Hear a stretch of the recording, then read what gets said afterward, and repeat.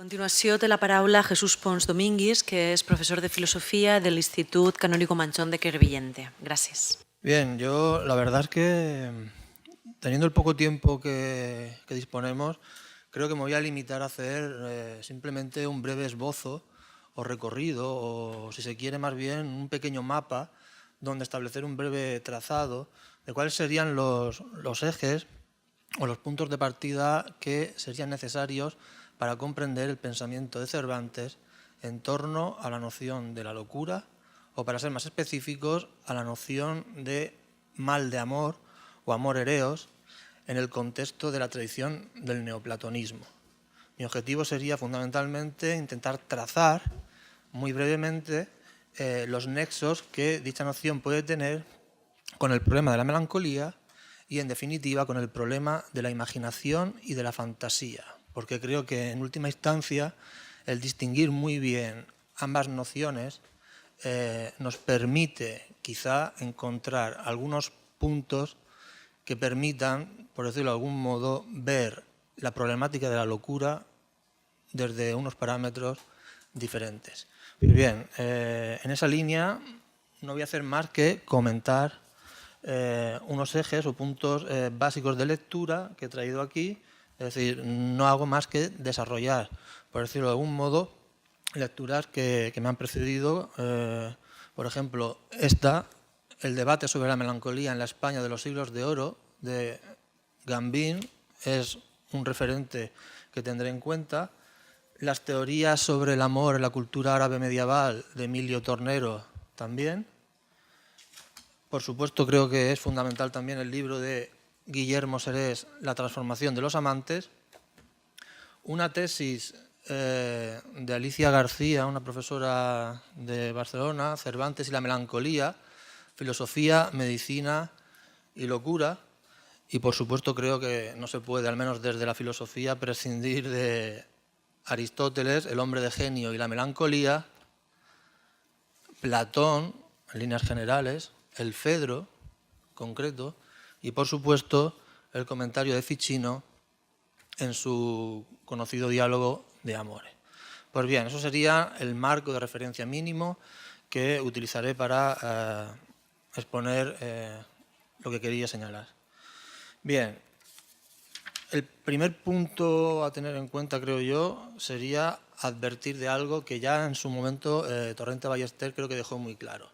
Si hablamos de locura, habría que mantener siempre cierta ambigüedad respecto a si Don Quijote está loco o está cuerdo. Es decir, creo que a un nivel estructural tiene en cierta manera razón Torrente Ballester cuando señala que la noción de loco entreverado, por decirlo de alguna manera, o de cuerdo loco, se mantiene constante en principio a lo largo de la novela, aunque solo sea porque carecería de interés que ya desde el principio el lector tuviese clarísimo que Don Quijote está loco o viceversa.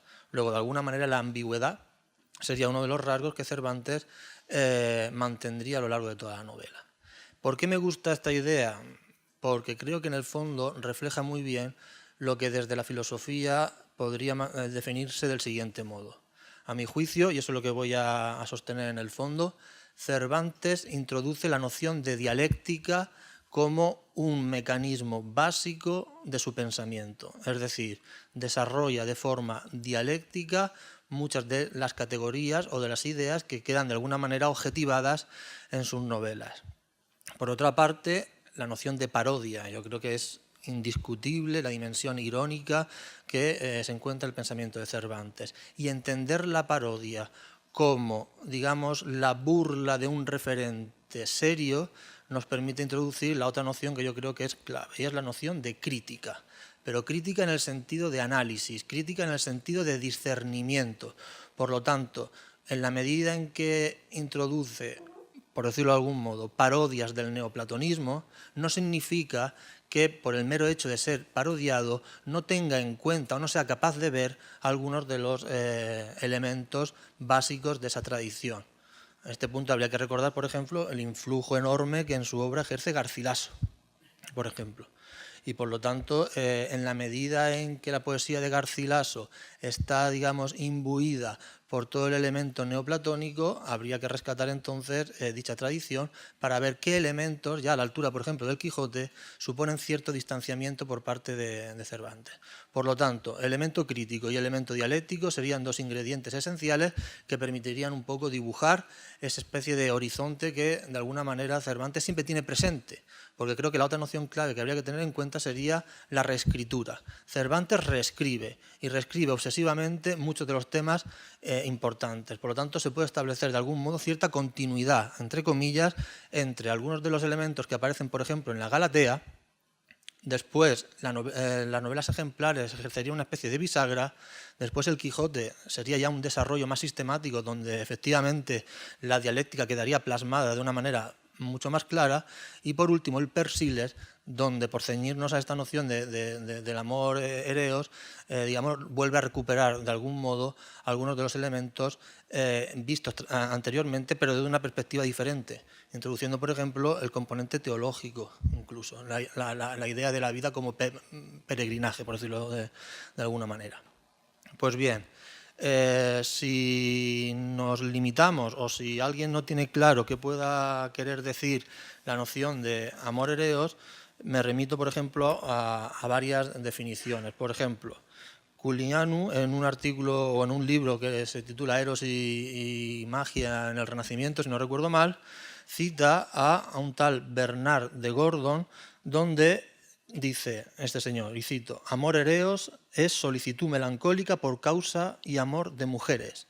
La causa de esta enfermedad es corrupción determinada por la forma y la figura que está aprisionada tan fuertemente que cuando alguno está enamorado de alguna mujer cree que ella es la mejor, la más hermosa, la más casta, la más honrada, la más perfecta, etc. Creo que queda muy claro que esa es la idea que de alguna manera Don Quijote se hace en principio de Dulcinea. El amor que se llama ereos, aclara, es una enfermedad propia del cerebro y se causa por la corrupción de la imaginativa. Esta enfermedad se puede definir así más bellamente: el amor es locura de la voluntad porque el corazón goza con las vanidades, mezclando algunas alegrías con grandes dolores y pocos gozos. En el momento que haya introducido el término imaginativa, aquí ya nos está remitiendo y situando a una noción de origen y raigambre filosófica muy fuerte, de procedencia ya en Platón, pero sobre todo en Aristóteles y en el de ánima, y por lo tanto ya está situando esa noción junto con su equivalente de algún modo, que sería la noción de fantasía. Y aquí es donde está todo el problema, porque de alguna manera conviven en el Renacimiento e incluso en el Barroco dos tradiciones que se fusionan y que son, por un lado, la lectura platónica de la fantasía y de la imaginación y, por supuesto, la lectura que será después de Aristóteles. ¿Quién realiza esa fusión de alguna manera? Los pensadores árabes, por ejemplo, Avicena. Entonces, hay dos vertientes que creo que habría que tener en cuenta: la médica, la aristotélico-galénica, que también estaría condicionada por Avicena y que estaría representada, al menos la crítica así lo ha visto siempre, en el famoso texto de Ugarte de San Juan sobre el ingenio, y otra tradición que sería más puramente platónica y cuya vertiente estaría más enfocada a la dimensión retórica o incluso poética. Incluso desde esta perspectiva también habría una fusión con Aristóteles, de tal manera que el problema, repito, se acentúa. ¿Por qué digo esto? Porque, por ejemplo, si atendemos al Fedro, libro de Platón fundamental, donde se habla del concepto de furor y del concepto de manía y de locura, pues parece que ahí Platón, en boca de Sócrates, matiza y señala que hay una noción de fantasía, de furor o de manía enfocada al ámbito amoroso y poético, que tendría cierto componente positivo, a diferencia de lo que había sostenido en otros momentos Platón, en diálogos primeros, como el Ión, en el cual se censura a los poetas. Entonces, esta especie de revitalización que de alguna manera se tiene de la fantasía, de la manía, será recuperada por Ficino y por el neoplatonismo, de tal manera que comenzará a fusionarse de algún modo esos dos sentidos de imaginación y de fantasía enfocado al ámbito creador. De tal manera que por decirlo rápidamente, la idea de genio que después el romanticismo exaltará, de alguna manera ya en Ficino y los autores neoplatónicos quedará muy ensalzada. Es decir, la imaginación como facultad creadora que permite una gran inventiva, etcétera.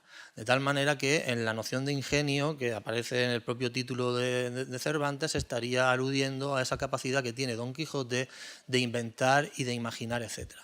Luego, en ese sentido, sí que cabría postular o defender que Don Quijote de alguna manera está loco en tanto que tiene trastocada la facultad imaginativa.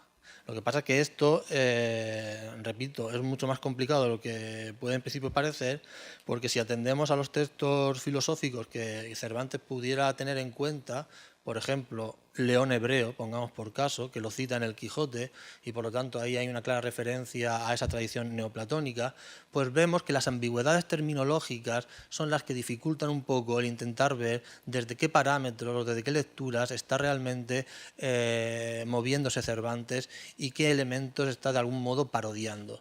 Evidentemente, el componente melancólico y la tradición médica, yo creo que se sirve claramente Cervantes para construir parte del personaje.